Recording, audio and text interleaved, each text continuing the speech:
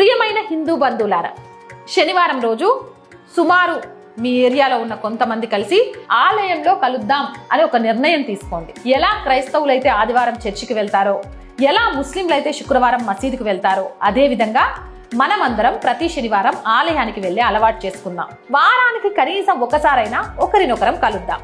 ఈ రోజు ఖాళీగా ఉన్న మన ఆలయాలను శక్తి మరియు ఐక్యత కేంద్రాలుగా మార్చుకుందాం. శనివారం 7 గంటల నుంచి 7:30 వరకు ఆలయానికి తప్పకుండా వెళ్దాం. ఒకసారి ఊహించండి, భారతదేశంలో లక్షలాది ఆలయాలు ఉన్నాయి. ప్రతి ఆలయంలో 50 నుంచి 100 మంది కలిసి శంఖానాదం, ఘంటానాదం, హారతి ధ్వని ఒకేసారి వినిపిస్తే ప్రతి శనివారం సాయంత్రం 7 గంటలకు మొత్తం భారత్ భక్తినాదంతో మారుమోగుతుంది. హిందువులు ఇంత పెద్ద సంఖ్యలో ప్రతి వారం ఆలయానికి రావడం ప్రారంభిస్తే అప్పుడు ఎవ్వరూ హిందువులను ఎగతాళి చేసే ధైర్యం చేయరు.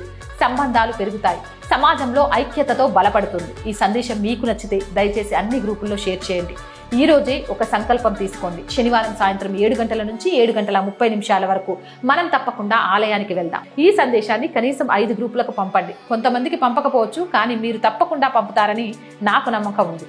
నేను హిందూ అని గర్వంగా చెప్పుకుంటున్నా. మీరు హిందూ అని గర్వంగా చెప్పుకుంటే ఈ వీడియోని షేర్ చేయండి. ప్రతి శనివారం గుడులకు వెళ్ళండి.